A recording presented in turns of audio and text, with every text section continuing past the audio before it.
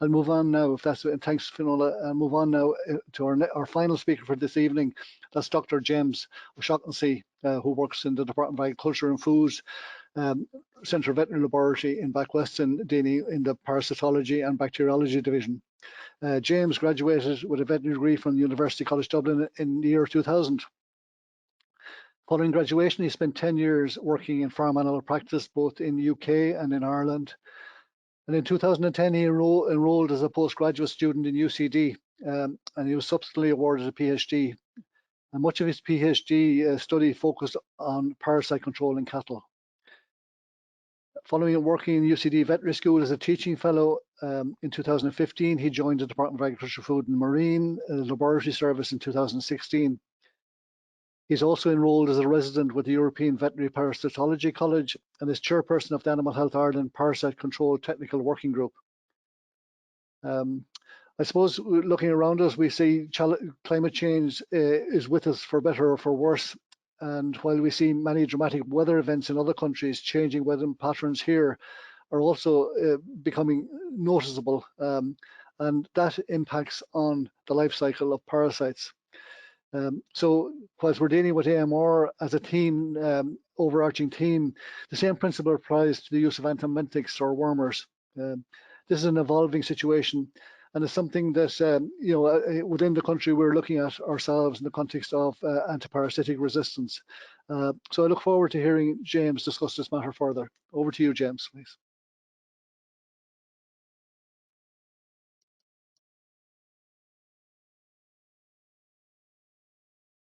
Right, thank you, Martin, for that introduction. So minimize my screen. So the title of my talk is Future Parasitic Challenge at Farm Level. 1 second. Hey, just need to put it in slideshow mode. Yeah, perfect.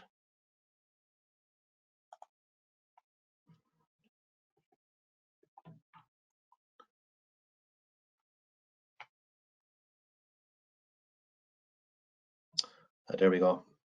So when we talk about parasites, I suppose under Irish farming conditions, we're looking at stomach and gut worms, lungworm, the flukes, liver, Rumen fluke, ectoparasites, protozoans, coccidia, crypto, babesia, sarcocystis, obviously toxoplasma and neospora, and you also have with tapeworms.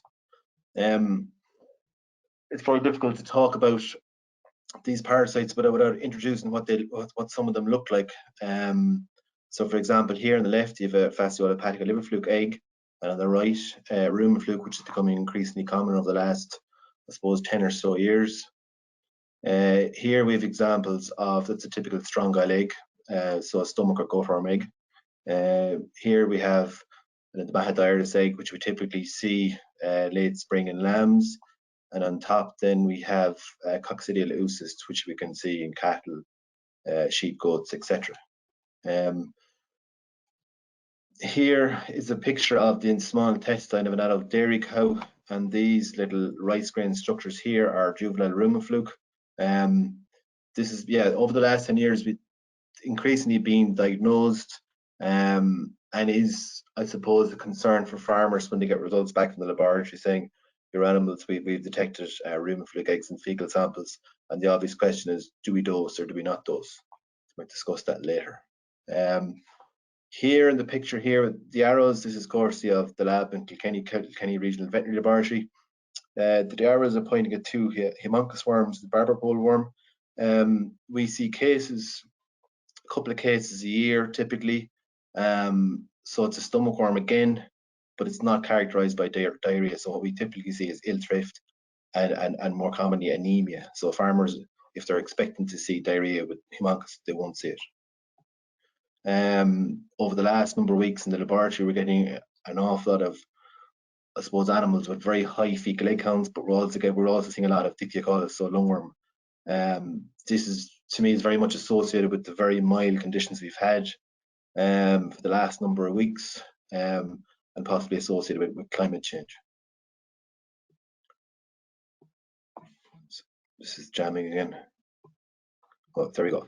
And again, another condition over the last couple of years we've seen You see cyst-like lesions in sheep presenting at slaughter. So this has been ascribed to Taenia ovis larval stages. Again, it seems to be more common. It's more likely to do with husbandry practices.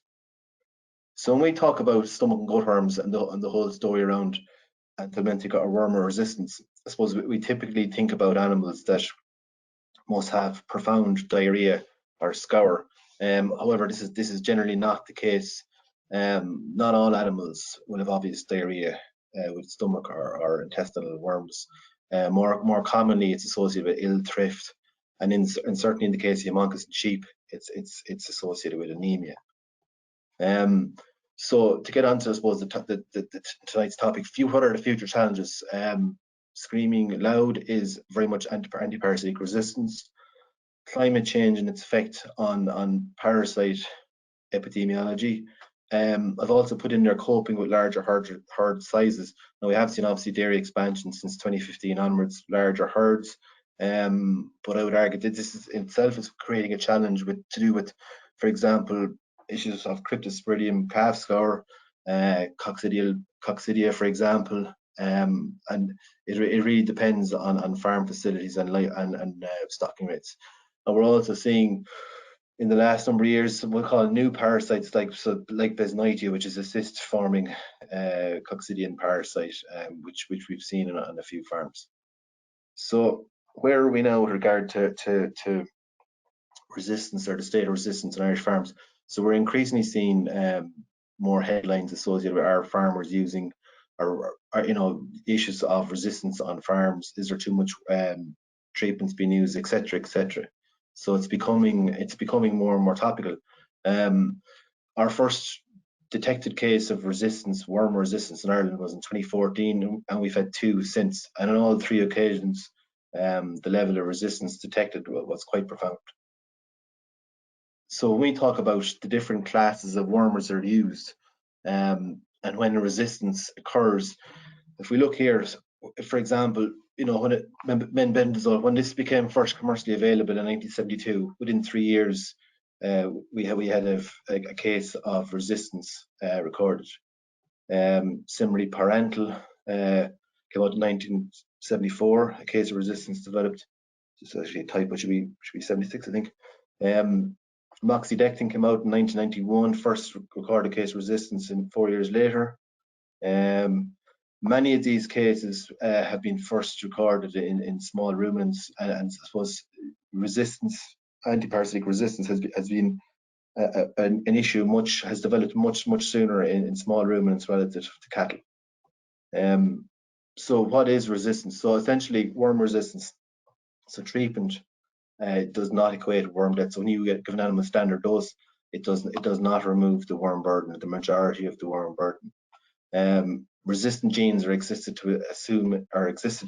presumed to exist in all worm populations. The trait is heritable, so it's passed down from generation to generation with worms. And it is an inevitable consequence of use. So each time you treat an animal with a wormer, you are selecting for resistance, because a certain number of worms will survive that treatment.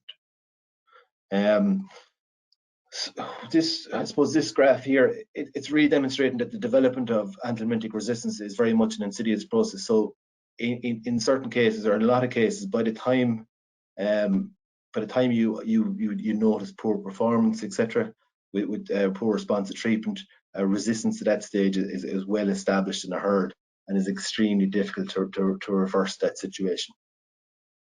I borrowed this from an older paper, but I suppose the bottom line here is, over the last many years, and even to the current date, that some of these drugs are no longer, I suppose, available here anyway. But the point is, there was various very suppressive worm control programs that were used in first grazing dairy calves, and very suppressive and very much selected for Anthelmintic resistance. If we look, for example, at I suppose what was commonly used in Ireland, or maybe still is, so ivermectin, very commonly used, used at 3, 8, and 13 weeks post turnout. It's essentially trying to reduce pasture burden later in the grazing season, and obviously to reduce the risk of clinical disease.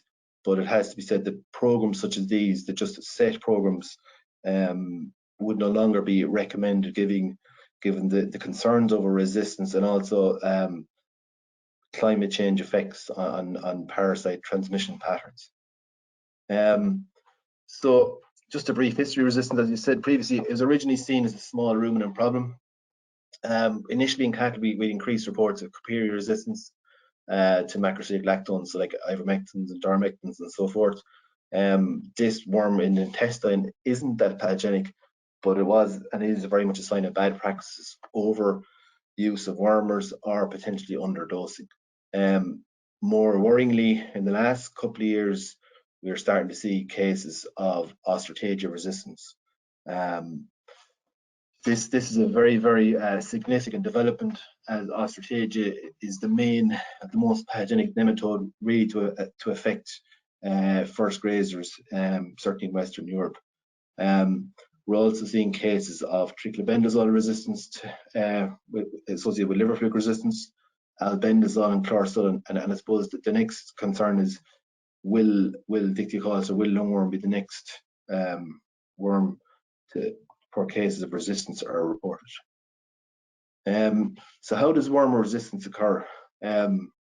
Essentially, there's a number of reasons why it may occur. So wormer overuse, using wormers too frequently when they don't need to be used. Underdosing, so this could be to do with poor faulty equipment, poor dosing technique where animals just inject dose into the mouth as opposed to over the back of the tongue. There are issues with the routes of administration, for example, the use of porons in wet weather or animals that are very much soiled, or soiled fleeces or coats, or there's issues, of course, as well with when you give porons, the ability of some animals to lick off the dose of another animal, which may in itself lead to underdosing. And underdosing is also a common feature with goats, which require a much higher treatment rate compared to sheep. Purchasing cattle or sheep carrying resistant worms, so you're bringing them onto the farm, and if you don't have a quarantine strategy, it's an easy way to introduce resistant worms onto your farm. The size of the refugia-based population, this is kind of, I suppose, this is linked to the overuse of wormers. So the refugia population is that proportion of your worm population that hasn't been exposed to treatment. So within that, you'll have many susceptible worms, but you'll also have some resistant ones. But your efforts are trying to, I suppose, preserve this population, so to maintain a high proportion of the worms on the farm that are actually susceptible to the treatments that you want to use. If you treat, for example, what refugia's affected, so if you treat, for example, on a dry summer, so a lot of the parasite stages on pasture will be locked in fecal pats. They actually won't be on the grass itself. So if you treat the animal itself, you're treating it a case in point where you're strongly selecting for resistance, because the population of worms in pasture is dramatically reduced.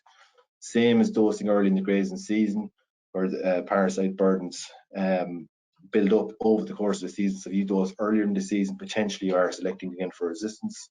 And the speed of reinfection after dosing. So this really is associated with dosing and moving, which would have been encouraged before, where you treat calves and then you dose them, or you move them automatically onto clean pasture. So the only worms that are seeding this new pasture are resistant worms, which in itself creates a new population on the pasture just of resistant worms.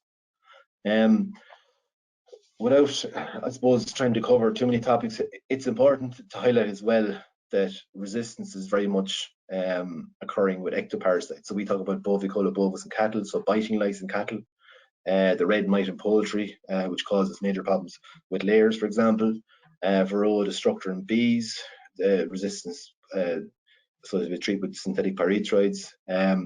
Resistance has been occurred with Seroptes ovis, so sheep scab, stable fly stomoxis, and also with resistance occurred in sea lice and salmon to pyrethroids.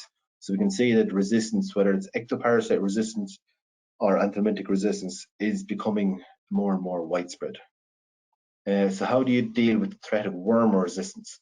So firstly, you really need to have a conversation with your vet, beg your pardon, on how you're going to go about this, and have a conversation with what you've done before and what you're going to change. So the first thing is really to establish which products are effective on your farm. This is a central plank of how to go about, establishing firstly what's effective, and if it's not effective, then what you can use instead.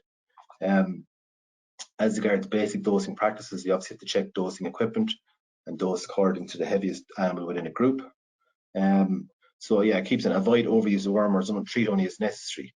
So the three options here for treating stomach worms, for example, in first grazing season calves, the strategic approach where you use a set program, a 3, 8 and 13 week program, this strongly encourages for resistance and takes no account of nematode burdens on pasture. It's a very much a predetermined program and actively selects for resistance. If you use a therapeutic approach where you're just treating animals based on clinical signs, say for example weight loss in calves, or diarrhea in calves, to do with stomach worms, is not a good choice, because at that stage a lot of the damage has been done. They've lost considerable amounts of weight. What I would encourage is to use a tactical approach, so taking looking at live weight gain. So for dairy calves it could be the use of weigh bands, which are quite cheap, or for lambs for example, use of weighing scales, and also to use these hand in hand with worm egg count. So to use both these to decide on when treatment is needed. This is a very good approach for stomach and gut worms, but in the case of worm, I would strongly advise using clinical signs of coughing as a basis for treating lungworm. So it's important here not to rely on a single indicator when to decide on treatment. So it's best if you use fecal egg counts in association with determining live weight or live weight gain over the previous number of weeks or months. Do not dose and move, heavily select for resistance. Not all animals in the group may warrant treatment, and as part of my PhD I looked at doing targeted selective treatment where you only treat specific animals within a group. So for example, you could treat those animals with a high fecal egg count, or those animals with poor weight gain, but not the entire group. So grazing management strategies, grazing younger calves, for example, ahead of older calves, or older cattle, for example. So using clean ground as opposed to using the same ground over and over again, which results in a massive increase in burdens and greater challenge.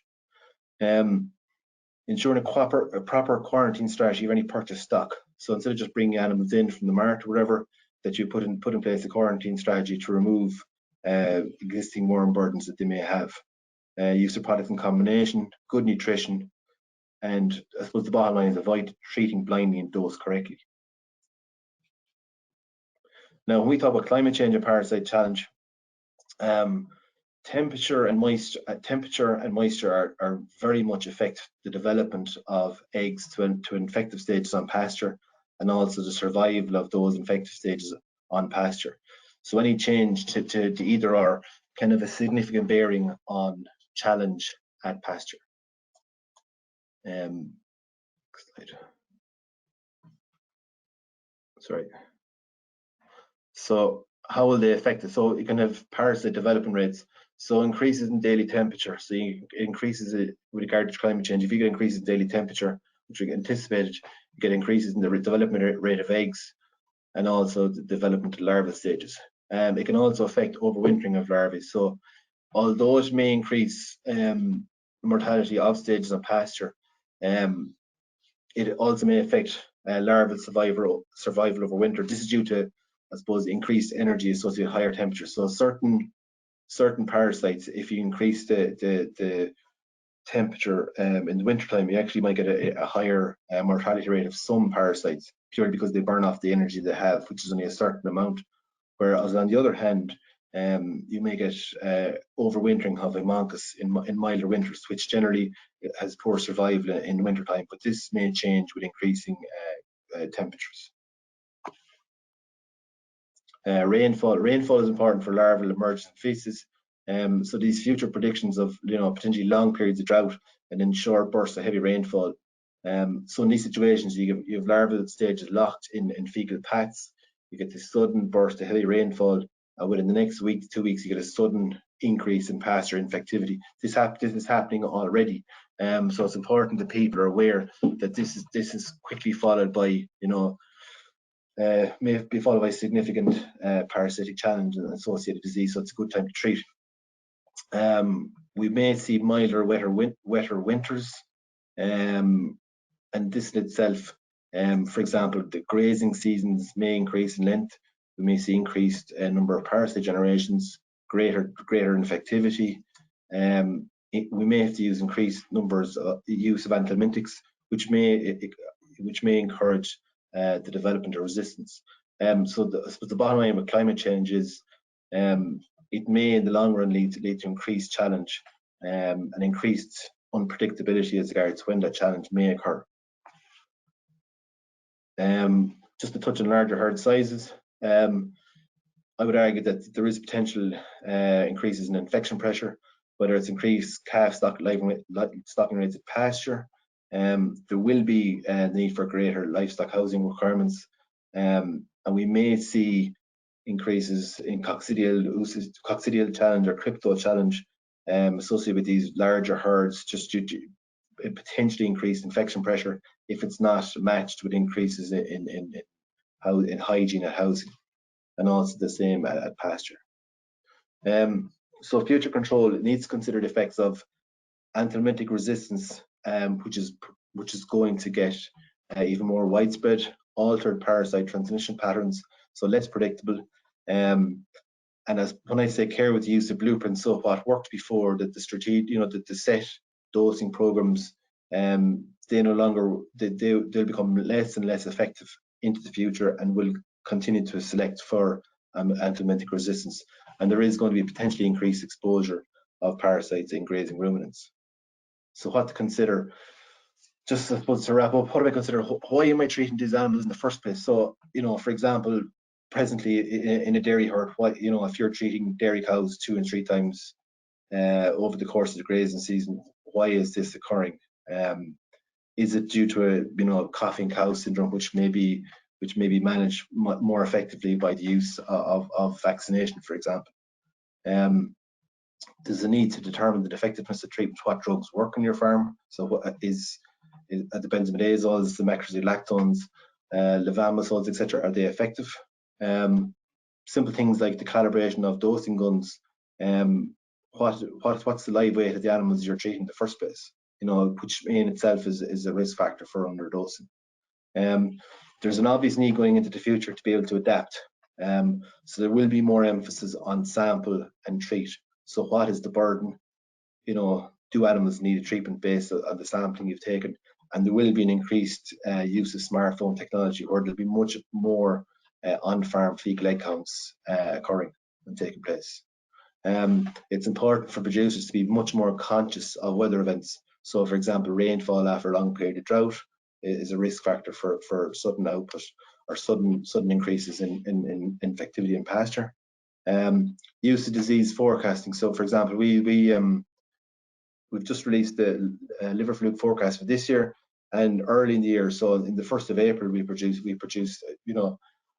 approximately this time of the year, we produced an Amadeus forecast. So it predicts when disease is expected to occur in lambs, when the challenge is going to be greatest in lambs for Amadeus, and we advise then in the subsequent weeks which dosing should be given to lambs, and what type of product to be used.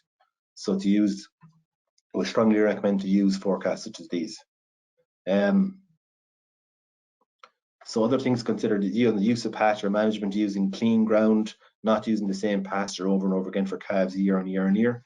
Housing management, so good attention to hygiene, for example, and this is particularly important for early calf diseases, so cryptosporidium and subsequently in coccidiosis. Certainly you have to have regular PVP engagement. So if you get a result back from the laboratory saying your 6 of your cows have got Rumen fluke eggs of the 10 you've sampled, what does it actually mean? So our bottom line advice is, if the animals are clinically normal, we don't advise treatment.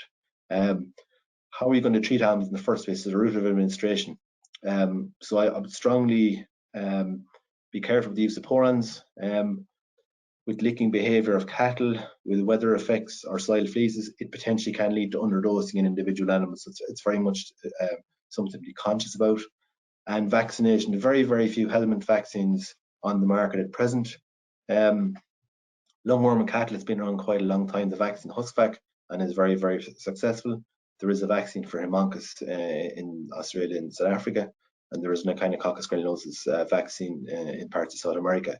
Research is ongoing into vaccines for Ostratagia, Teler in lambs, Cooperian cattle, and Fasciola in ruminants. But at the moment, for us, it's really a case of Lorm is the pretty, you know, for common parasites in cattle and sheep in Ireland, it's the one we potentially can use. There's a whole load of leaflets on the Animal Health Ireland website, which look at parasite control in both cattle and in sheep, and it covers everything from roundworms to fluke to redwater, neospora, for example, cryptosporidium, and so forth. And it is a very useful and very good starting point to use when the conversation is happening between farmer and his private veterinary practitioner. So thank you, and that's the length of my spiel. Thank you very much.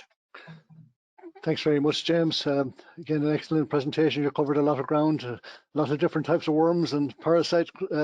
I suppose you also describe a deteriorating situation, which does require changed behaviour. And as we know, and it's been common across a number of the presentations this evening, the actual how to approach change behaviour. And also, I suppose, emphasise the need for data to enable targeted treatment. And again, talking about issues like taking measurements of live weight, or indeed in relation to the fecal egg counting or whatever.